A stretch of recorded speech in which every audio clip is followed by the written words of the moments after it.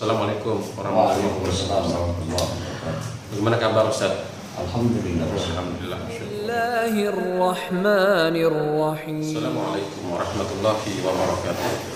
Alhamdulillah wassalatu ala Rasulillah wa ala alihi wa sahbihi ajma'in.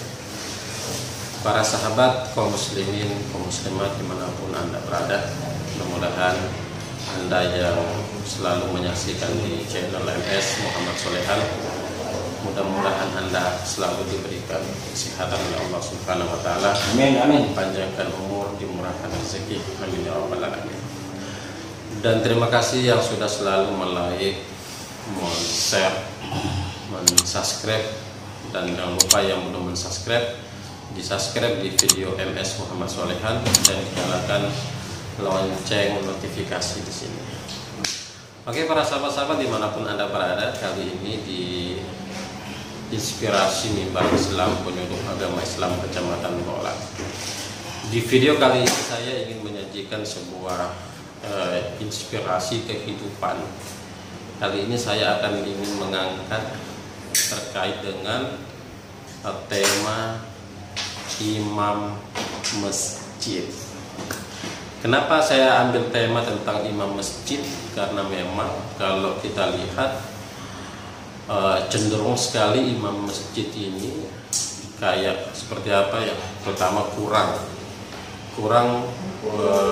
yang ingin untuk menjadi imam masjid, bahkan saking begitu kurangnya masjid-masjid itu melakukan seperti sayembara untuk mencari imam masjid. Kenapa? Karena memang kurang. Beda seperti kalau mau cari ketua RT, kepala desa, bupati, apapun lah itu belum diumumkan sudah banyak yang mendaftar. Tapi kalau imam masjid, kalau kita mau cari imam masjid, meskipun sudah diumumkan, terkadang sedikit atau bahkan tidak ada yang mendaftar. Nah, jadi kali ini saya ingin bincang-bincang dengan satu termasuk guru saya juga, orang tua saya, yaitu Ustadz Ahmad ya. Ustadz Ahmad kayaknya tidak asing nih kalau lihat wajahnya. Ternyata beliau ini awalnya beliau juga kalau di Kelurahan Sidoarjo ini beliau orang yang tidak asing. Ini kalau beliau ya, jadi kalau ada warga di Kelurahan Sidoarjo tidak tahu wajah beliau, berarti orang baru, itu pendatang ya. Beliau juga memang awal itu imam di Masjid Babul Janam saja, Babul Salam yang di pelabuhan, di tempatnya Pak Supri kalau saya tidak salah. Dan sekarang beliau ini imam masjid di Masjid Mutmainnah, imam 2 di Masjid Mutmainnah. Masih area Panasakan saja. Kilometer 2,5 masih area pelabuhan.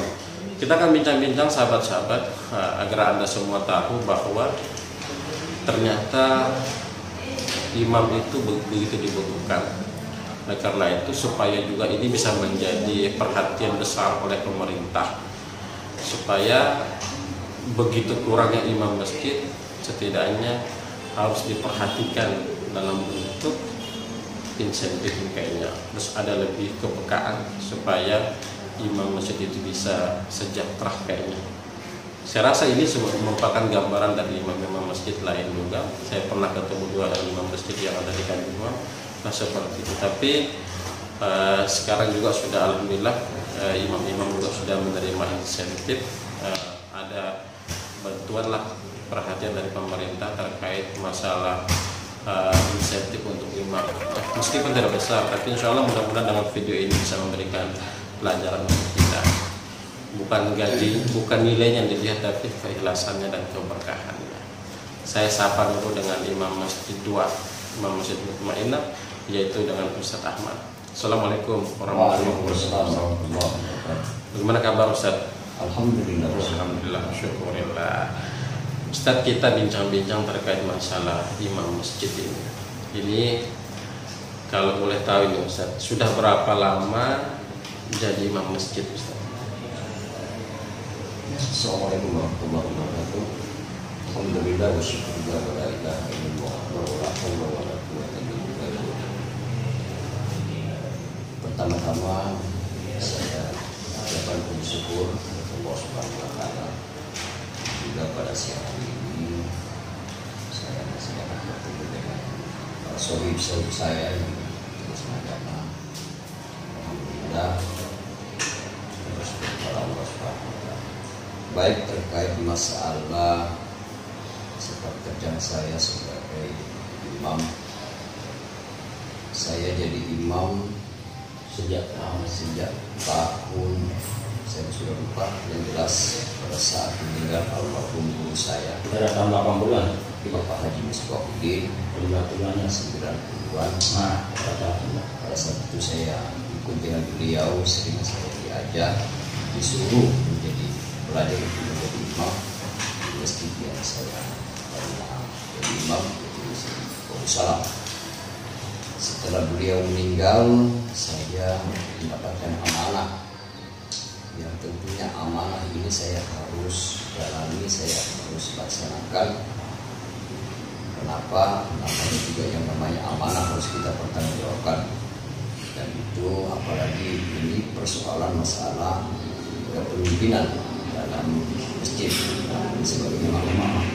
Alhamdulillah setelah beliau meninggal kurang lebih 3 bulan lamanya saya diangkat jadi imam resmi oleh jamaah Masjid Darussalam. Setelah itu saya menjalani apa yang diamanahkan oleh saya guru saya Pak Haji Misbahuddin almarhum kurang lebih 10 tahun. Kurang lebih 10 tahun saya memimpin jamaah Masjid Darussalam. Kemudian perlu saya sampaikan, selama kurang lebih 10 tahun itu banyak suka dan dukanya yang saya alami. Iya. Itu yang menarik ini, suka duka dari Kenapa saya harus sampaikan? imam masjid. Memang benar tadi disampaikan sohib saya bahwa memilih seorang imam itu tidak semudah membalikan telapak tangan. Ketimbang orang memilih atau mencari para pemimpin-pemimpin umat dalam proses pemerintahan, tega dia, apakah dia bupati, DPRD, DP segala macam, apalagi presiden itu orang antusias, lomba-lomba untuk mencalonkan diri untuk menjadi pemimpin. Tetapi seketika untuk dicari orang mau jadi imam itu sangat sulit dan paling kecil peluang untuk menjadi seorang imam. Karena kenapa? Seorang imam masjid adalah punya tanggung jawab sejak dia menjadi imam, dia bertanggungjawabkan umatnya, jamaahnya sejak dia diangkat jadi imam itu dipertanggungjawabkan di dunia sampai di akhirat kelak. Dan itu sangat berat. Siapapun dia jadi pemimpin, apakah dia pemimpin dalam rumah tangga, pemerintahan, apakah dia itu imam, apalagi yang namanya imam, itu sangat berat. Berarti, nah pertanyaan yang kedua nih Ustaz, apa yang membuat Ustaz ini kalau dilihat ini sudah rasa-rasanya mau 20 tahun lebih kayaknya jadi imam. Iya, kurang lebih. Artinya apa yang membuat itu bisa bertahan sampai sekarang ini? Kalau kita tahu ini, saya sampaikan secara terbuka, memang kalau insentif itu tidak terlalu besar, tapi kalau kita lihat dengan perputaran waktu yang begitu lama, apa yang mendasari Ustadz bisa bertahan sampai sekarang untuk menjadi imam? Baik, jadi begini. Kenapa saya bertahan sampai sekarang menjadi imam? Ini kita berpulang kepada diri kita masing-masing. Jadi saya berpulang kepada diri masing-masing. Kenapa saya katakan seperti itu? Saya bertahan menjadi imam sampai sekarang karena semua yang saya pimpin itu berkeinginan dan merasa nyaman terhadap apa yang saya pimpin. Alhamdulillah. Karena seorang jadi pemimpin imam itu sangat berat. Harus dia merubah dari sekian derajat itu, jati dirinya harus dirubah. Yang tadinya dia punya katakanlah itu dari sejak dia jadi sebelum jadi imam, dia bergaul dengan masyarakat, dia bergaul dengan tetangga, dia bergaul dengan siapapun dia. Seketika dia menjadi imam, dia akan berubah 99 derajat yang harus dirubah. Nah, apa yang dari 99 derajat yang perlu dirubah paling awal adalah masalah moral. Itu yang Itu yang paling akhlak, itu yang paling utama harus dirubah. Karena merubah akhlak seseorang, apalagi kita punya diri sendiri, itu sangat sulit. Begitu saja saya bilang. Betul. Merubah diri sendiri itu sangat sulit. Tetapi kalau kita mencoba, kenapa tidak? Pasti bisa. Ibaratnya seperti pada zaman Rasulullah. Ya, Allah katakan, Iqra, baca dan baca. Rasulullah tidak mampu. Allah katakan, coba baca sampai dia mampu untuk mengatakan Iqra, baca. Bismillahirrahmanirrahim. Nah, itulah yang utama. Kenapa saya mau? Tadi saya katakan kenapa sampai sekarang saya jadi imam, yaitu keinginan para jamaah mereka nyaman terhadap diri saya menjadi imam. Karena kenapa? Bisa mereka menilai. Pertama dari segi bacaan, saya adalah mantan Polri. Mantan Polri pernah mewakili Kabupaten Wonosobo pada saat itu dan provinsi. Yang kedua, saya mulai belajar tajwid itu dari tingkat anak-anak sampai dewasa. Saya belum ikut lomba musabaqah tilawatul Quran. Dan yang mendidik saya adalah guru saya. Guru saya siapa itu adalah almarhum Haji Misbahuddin, almarhum Bapak Haji Ustaz Samsul antaranya, almarhum Haji Umar Mustafa Bean.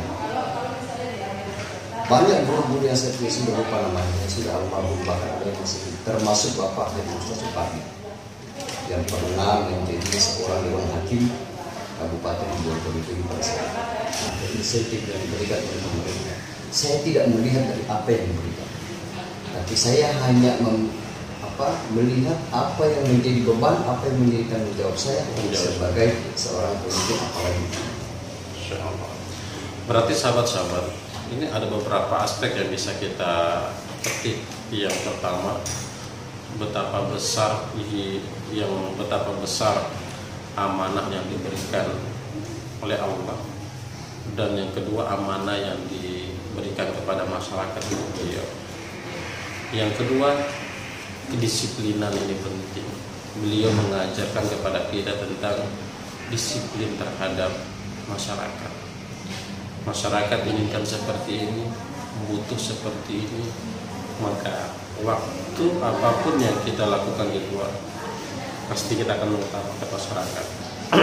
Yang ketiga, masalah kepribadian ini penting, dan ini semua bisa mengajarkan kepada kita untuk menjadi orang yang baik itu bukan hanya Quran, bukan hanya cerita, tapi akhlak yang paling penting. Jauhi apa yang dilarang oleh Allah Subhanahu. Apalagi dunia sekarang ini dunia zaman canggih, zaman perubahan yang sangat berat dan sangat drastis. Apalagi zaman sekarang ini, memang betul-betul kalau kita tidak menjaga, ya, apalagi ini tantangan ke depan lebih berat. Tantangan ini sangat luar biasa. Ibaratnya seperti orang mengasah sebilah pedang, tentu sangat tajam.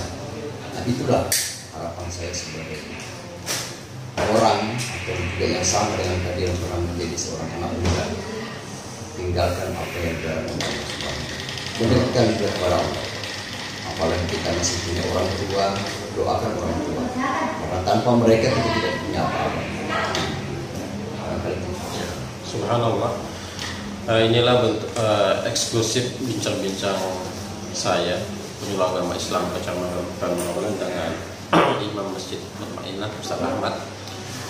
Banyak hal yang diajarkan kepada beliau terkait masalah amanah, masalah akhlak, karakter, dan yang ketiga masalah kedisiplinan.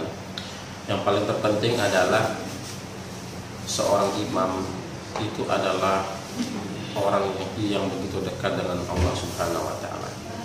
Maka kita wajib untuk memuliakan imam-imam masjid tanpa terkecuali, mau dia imam musola, mau dia guru ngaji, kalau dia berada pada poros in tansurullah yansurkum, maka muliakanlah itu. Kenapa? Karena dia betul dekat dengan Allah. Kalau dalam kaidah hadis itu kan man lam yaskurullah lam yaskurun nas, hendak dikatakan kita beriman kepada Allah kalau kita tidak menghargai, memuliakan, menghormati imam masjid, guru-guru mengaji dan lain sebagainya. Mudah-mudahan banyak manfaat untuk kita semuanya. Saya ucapkan terima kasih banyak Ustaz Ahmad sekaligus Imam Masjid Mutmainnah. Semoga diberikan kesehatan, dipanjangkan, diberikan kekuatan sehingga bisa melahirkan kori-kori yang lebih banyak lagi di Kabupaten Toli-Toli ini. Saya akhiri, jangan lupa di subscribe. Saya akhiri, assalamualaikum warahmatullahi wabarakatuh.